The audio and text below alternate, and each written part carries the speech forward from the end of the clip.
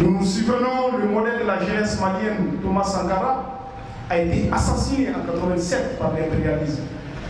Et bien avant Thomas Sankara, le modèle de la jeunesse malienne de façon particulière, qui est Modibo Keïta, a été empoisonné par l'impérialisme en 1977. On se souvient tout dernièrement, Mohamed Kadhafi, conformément à cette règle, cet article de l'impérialisme a été assassiné en 2011. Donc nous les rendons un vibrant hommage.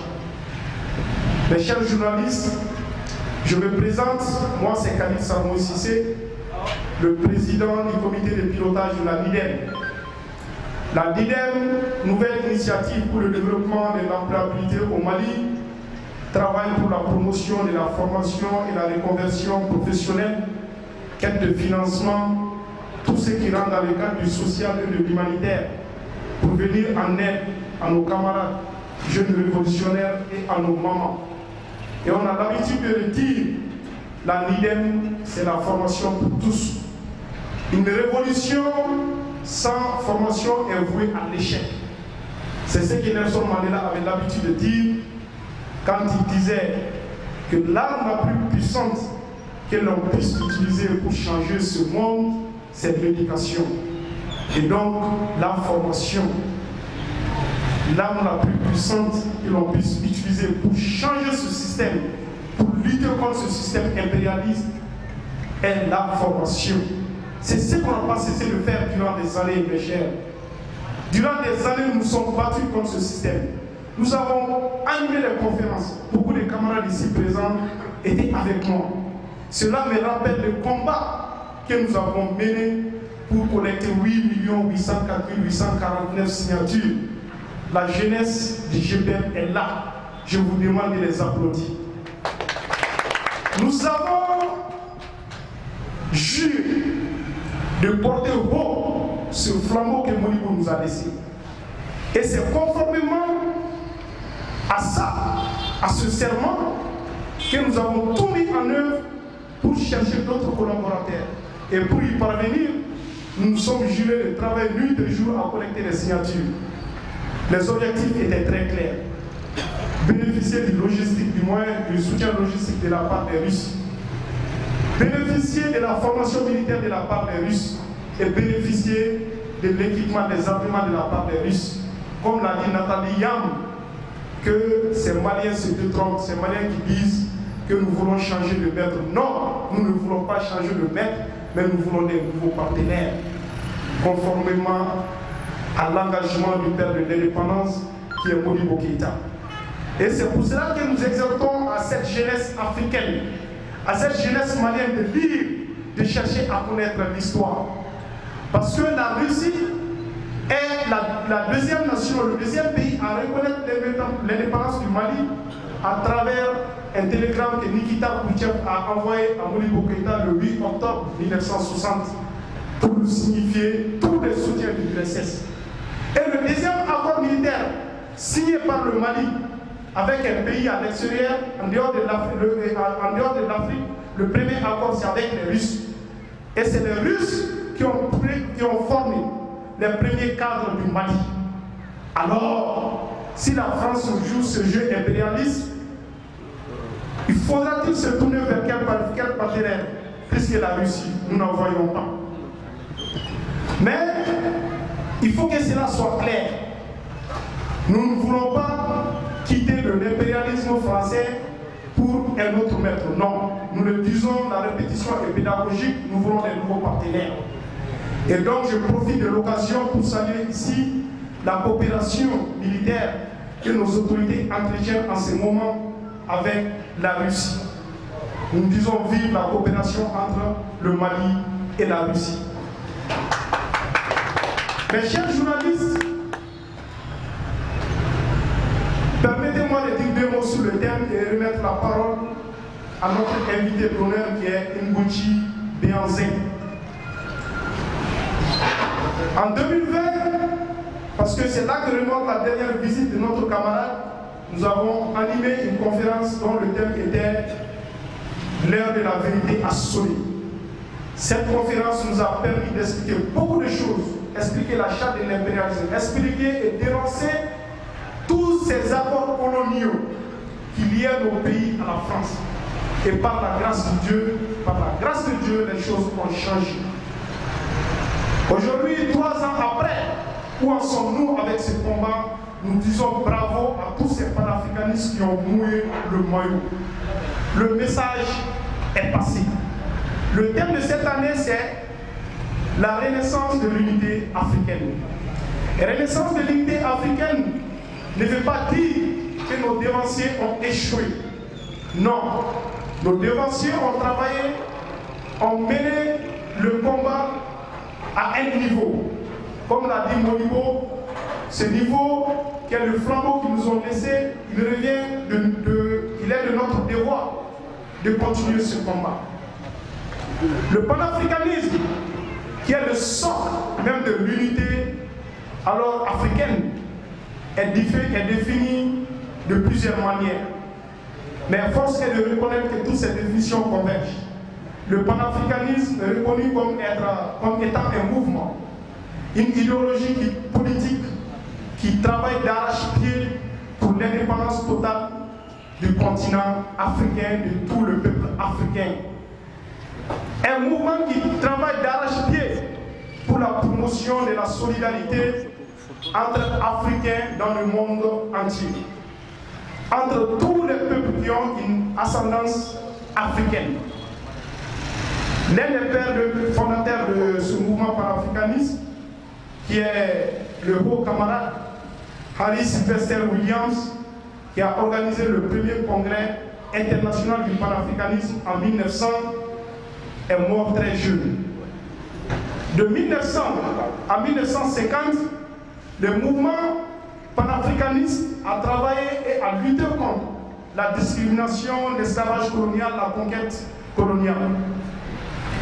Et donc, de là-bas, ses écrits, ses œuvres, les œuvres de nos dévanciers, de ces premiers panafricanistes, ont aussi influencé ces leaders que nous connaissons, notamment William Dubois, notamment Marcus Garvey, P.K. Semé, jusqu'aux leaders que nous connaissons ici chez nous en Afrique, celui qui est connu comme étant le père du panafricanisme, qui est Kwame Nkrumah du Ghana. Comme Gamel Nassar qui a dit aux Occidentaux, tuez-moi, tuez-moi, des millions de Gamel Nassar naîtront. Comme le père de notre indépendance, Modibo Keïta, pour la cause de l'unité africaine, Modibo Keïta a dit ceci, je cite, pour la fédération du Mali, pour l'unité africaine, je n'hésiterai pas à mourir.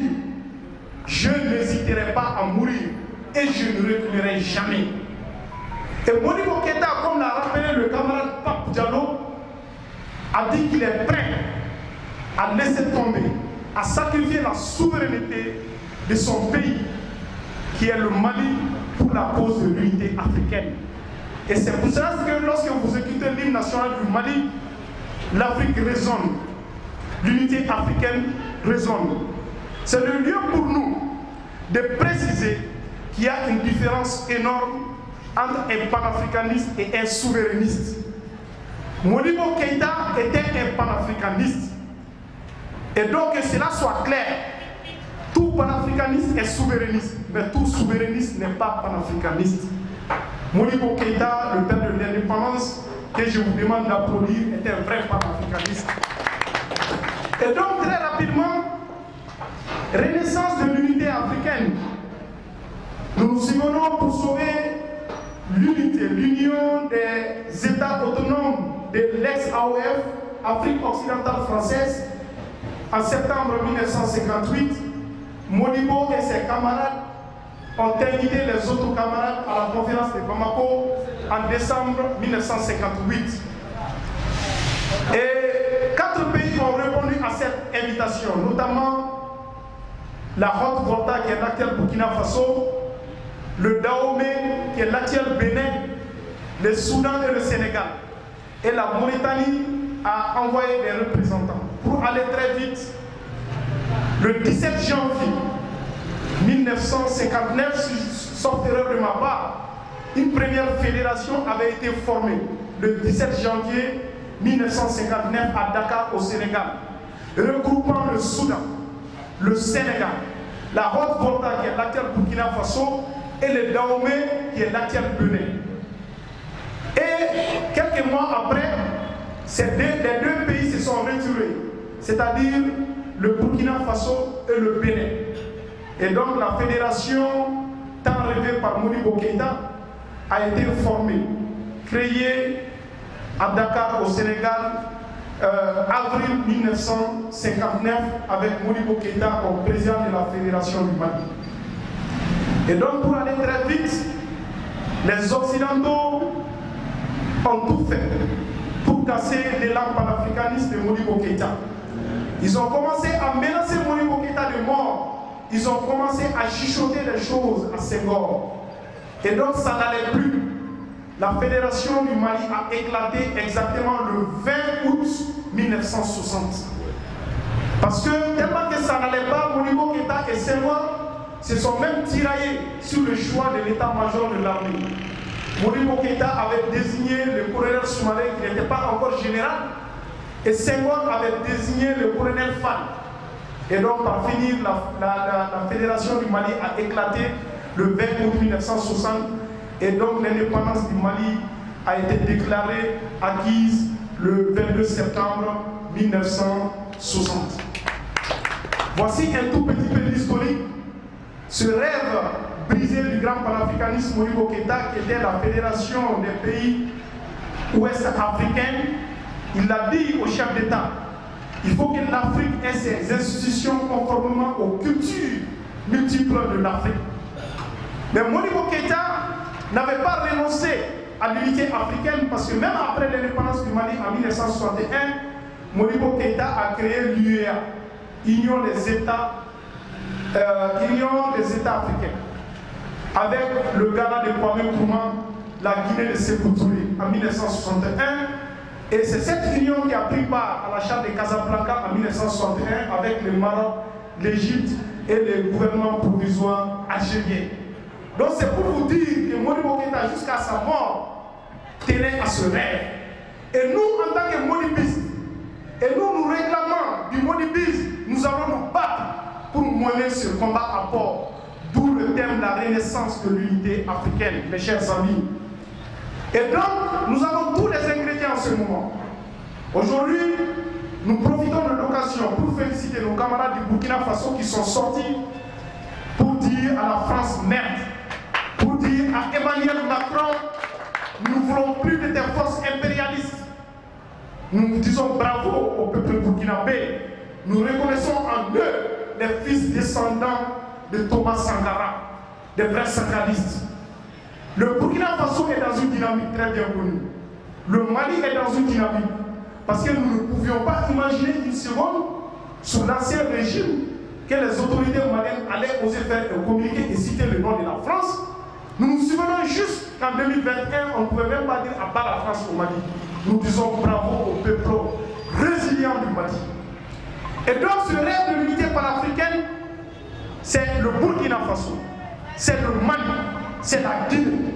Et nous, panafricanistes, nous allons tout mettre en œuvre pour une fédération Mali, Burkina, Guinée.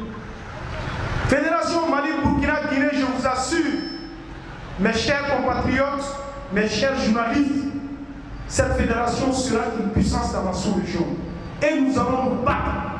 Nous allons nous battre parce que le Mali aujourd'hui est la vitrine du panafricanisme. Et nous avons la chance aujourd'hui, nous avons un panafricaniste qui est aujourd'hui au Mali, qui est Emoji Bianzé. Nous allons tout mettre en œuvre. Parce que tout simplement, nous sommes sur une dynamique. Certains ont dû voir ça sur les réseaux, qui est l'organisation du Forum international panafricain au Mali. Et nous allons tout mettre en œuvre. Inviter tous les grands panafricanistes, parce que le panafricanisme, ce n'est pas que l'Afrique. Mais comme nous n'avons pas le temps, nous n'allons pas trop rentrer dans les détails aujourd'hui, nous allons nous arrêter là et vous remercier d'avoir prêté une oreille attentive à mon intervention. Donc je passe la parole au camarade Bianzé, après je reviens pour vous décortiquer un tout petit peu tout ce qu'il aura dit en langue française. Je vous remercie. Le révolutionnaire, nous allons rendre honneur et montrer que nous sommes debout. Viva le Mali! Viva! Viva Assimi Goïta! Viva! Viva Viva la NIDEM, viva! Viva la LDNA, viva! Abat l'impérialisme, abat! Abat le néocolonialisme, abat! Abat la France-Afrique, abat! Abat Emmanuel Macron, abat petit Emmanuel Macron! Abat le gouvernement français, abat! Abat les États-Unis, abat! Viva la Russie, viva! Viva la Russie, viva! Merci beaucoup, c'est très important de toujours commencer. Je tiens à dire que je suis très honoré d'être ici avec vous. En 2020, j'étais là. Depuis 2020 jusqu'à 2023, je continue de me battre pour le Mali. Je continue de me battre pour le peuple malien, mais aussi pour le peuple africain. Parce qu'avant d'être malien, nous sommes des Africains. Avant d'être burkinabés, nous sommes des Africains. Parce que l'Afrique est en nous. Pas besoin de vivre en Afrique pour être africain. Chez nous, on dit, le bois qui passe 1000 ans dans l'eau ne devient pas caïman. Donc, peu importe où un noir se trouve, il est africain. Qu'il soit afro-descendant en Haïti, en Guadeloupe, en Martinique, ce sont des Africains, parce que c'est des Africains qui ont été déportés là-bas. C'est très important de le rappeler. Et c'est cela le panafricanisme. Alors quand je suis venu au Mali, l'objectif était de soutenir, d'apporter ma pierre à l'édifice. En tant qu'activiste politique, panafricaniste, président de la Ligue de défense noire africaine et porte-parole de la confrérie des frères panafricains. Nous sommes une organisation internationale présente dans plusieurs pays et notamment au Venezuela, en Amérique latine. Nous sommes repartis en plusieurs pôles. Le pôle politique, culturel, social et humanitaire. On fait beaucoup du social parce que pour moi, on ne peut pas libérer un peuple si la justice sociale n'existe pas. C'est pour cela que je me bats, c'est pour cela que je fais cette lutte. Et donc quand je suis venu au Mali, je suis tombé sur les camarades, les braves camarades qui ont répondu présent, qui ont soutenu, comme le camarade Kali, Pape et Boubacar et d'autres.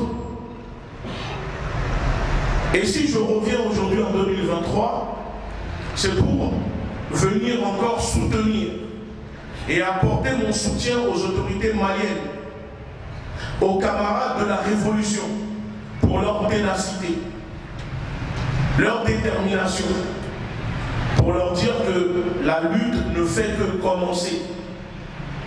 Oui, le Mali a lancé les processus de sa souveraineté. Sa souveraineté a été retrouvée. Mais attention, le Mali n'a pas encore retrouvé la souveraineté totale. On peut parler de souveraineté militaire et défense retrouvée. Mais pour le moment, la souveraineté économique du Mali n'est pas encore retrouvée. Parce qu'au Mali, on utilise encore le franc CFA, qui est une monnaie de nazis, fabriquée par la France pour ses camps de concentration. Parce que pour la France, les pays d'Afrique sont des camps de concentration. Et le Mali est sur la bonne voie, parce qu'après la souveraineté militaire et sécuritaire retrouvée, nous espérons et invitons les autorités à retrouver la souveraineté monétaire. Parce qu'on ne peut pas être souverain si c'est un autre pays qui fabrique notre monnaie. Et je pense qu'il est temps que les autorités au Mali lancent le processus des journées de concertation comme ils l'ont fait pour la transition, pour que le peuple décide, la société civile, les hommes, filles du Mali décident de l'avenir de leur nouvelle monnaie, de la nouvelle monnaie utilisée au Mali. Pour ceux qui nous suivent, vous avez pu voir que nous menons des actions. Et en France, la dernière action que nous avons menée, c'était à la Banque de France, pour dénoncer le franc CFA. Je me suis rendu à la Banque de France avec du franc CFA, parce que la Banque de France garantit le franc CFA, fabrique le franc CFA et parle de convertibilité. Alors, ça ne doit pas les déranger si je me présente à la Banque de France avec le franc CFA et leur demander de me convertir cette monnaie en euros ou en dollars. Parce que la Banque de France est propriétaire du franc CFA. Sauf que, quand je me suis rendu là-bas, les responsables de la Banque de France m'ont dit non, on ne prend pas le franc CFA. Oui, on fabrique le franc CFA, on imprime le franc CFA, mais nous, on ne l'encaisse pas, parce que ça ne nous intéresse pas. On reconnaît que le franc CFA est un crime contre l'humanité, parce qu'on le distribue, on le donne aux Africains. Le franc CFA n'est pas convertible. Mais vos dirigeants sont complices et ne vous disent pas la vérité. Pourtant, quand on écoute nos soi-disant experts, grands économistes, déstabilisateurs de l'Afrique de l'Ouest, qui est le batracien politique Alassane Dramane Ouattara, qui prétend avoir relevé le Japon, mais a du mal à relever Abidjan, pour ne pas dire la Côte d'Ivoire, le franc CFA est une bonne monnaie. Mais pourtant, les propriétaires de cette monnaie ne reconnaissent pas cette monnaie. Et c'est là où on voit l'aberration totale de cette monnaie. Et ça, c'est une partie. Je vous parle de cela parce que l'unité, la renaissance de l'unité africaine passe aussi par là. Aujourd'hui, les Africains sont en train de se lever parce qu'au Mali, vous avez démontré la voie. Vous avez démontré qu'un peuple uni fait trembler l'impérialisme. Un peuple déterminé fait reculer l'impérialisme. Et donc on a vu au Burkina Faso, le peuple est debout. L'armée d'occupation française est en train de quitter le Burkina Faso. Il y a une grande mobilisation aujourd'hui à travers le pays. Ça, c'est parce qu'au Mali, des hommes, des femmes, des vieillards, des enfants ont pris leur courage pour se mettre debout, et cela a inspiré le reste du continent africain. Et je pense que pour ça, vous devez vous applaudir à vous-même, parce qu'aujourd'hui, vous inspirez le continent africain. Et donc je demande que chaque jour, il faut que les Maliens et les Maliennes se disent: nous avons déclenché une révolution qui balaye aujourd'hui le continent africain. N'ayez plus peur de baisser la tête, parce que la révolution commence toujours avec la lutte. Et le Mali a osé, parce qu'il faut toujours oser dans la vie, pour dire non à l'impérialisme, non à la France, non à l'armée d'occupation française. Et le Mali a réussi. Alors pour cela, continuez de vous battre et criez toujours liberté. Parce que cette liberté retrouvée aujourd'hui, ce n'est pas pour nous, ce n'est plus pour vous, mais c'est pour nos enfants, c'est pour les générations futures. Cette lutte que nous sommes en train de faire. Il y a des gens qui disent: oui, mais on prend des risques, on se sacrifie, mais on n'a pas les retombées. Un révolutionnaire se bat, mais un révolutionnaire n'attend pas d'être riche. Un révolutionnaire se bat et un révolutionnaire attend de mourir pauvre. Pour moi, un révolutionnaire qui meurt riche n'est pas un révolutionnaire. Parce que la révolution, ce n'est pas pour s'enrichir. Puisque dans la révolution, il y a aussi la corruption. Donc certains révolutionnaires s'enrichissent sur le dos du peuple. Les hommes politiques sont là pour défendre l'intérêt de leur parti politique, pour leur poche. Mais les révolutionnaires sont là pour défendre l'intérêt du peuple. Et c'est ça qui doit unir le Mali. C'est ça qui doit unir l'Afrique. Parce que le Mali se bat. Mais il y a une chose que nous, les enfants du continent de la diaspora, nous avons remarqué, c'est que des fois, il y a encore des camarades qui se disent panafricanistes, qui deviennent subitement régionalistes et qui ramènent la lutte au niveau des ethnies. Non, aujourd'hui la lutte elle n'est plus malienne. Il faut que on commence à parler au nom de l'Afrique. Nous devons parler au nom de l'Afrique. Parce que ce qui se passe au Mali, c'est la même chose qui se passe au Burkina.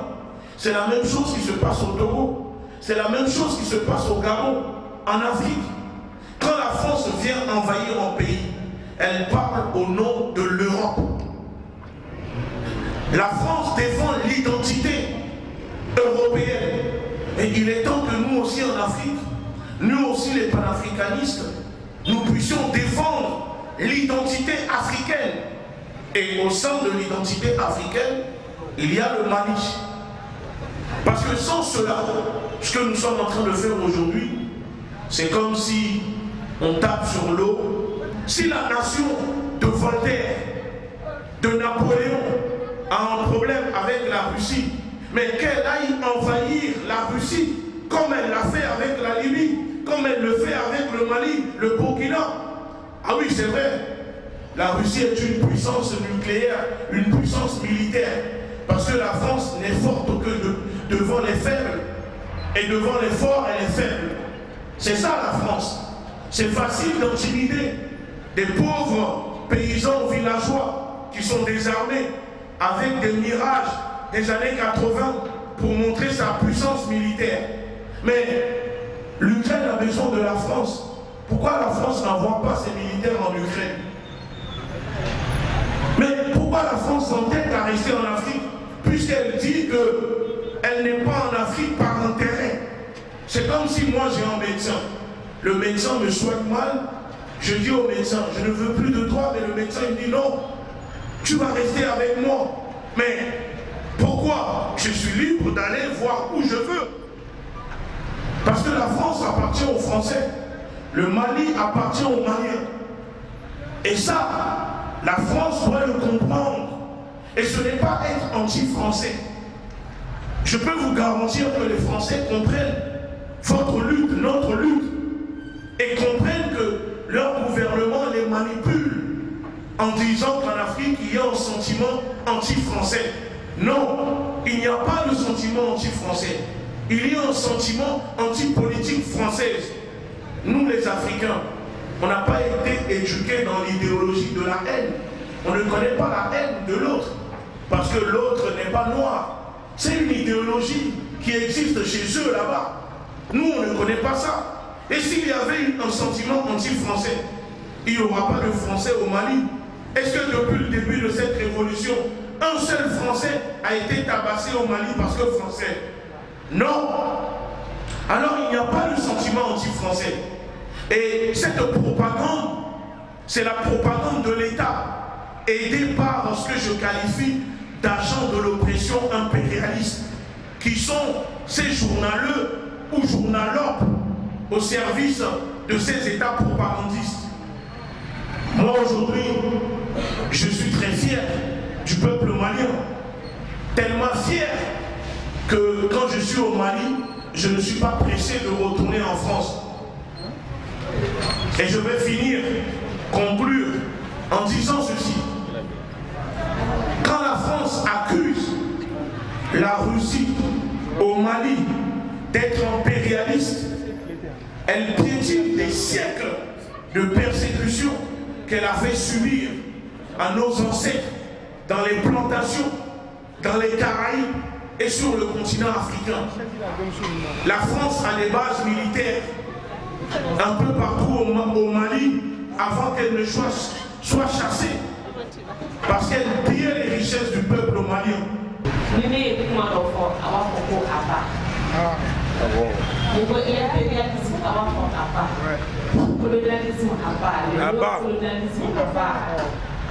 Le libéralisme à bas, le libéralisme à bas. Victoire au peuple. Pouvoir au peuple. Aya Fabien.